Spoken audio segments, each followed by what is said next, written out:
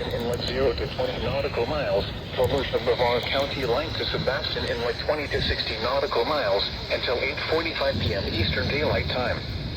At 8:04 p.m. Eastern Daylight Time, a strong thunderstorm was located near Indian River shores, moving northeast at 25 knots.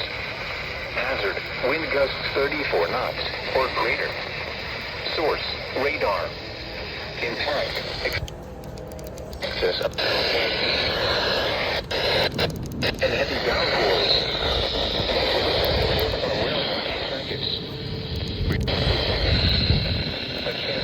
Locations impacted include Disney's Vero Beach Resort, Wabasso Beach, Orchid, North Beach, and Indian River shores.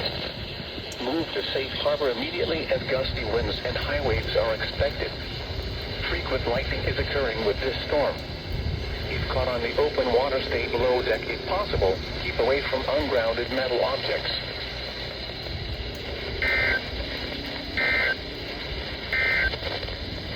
Tropical weather outlook. From after midnight.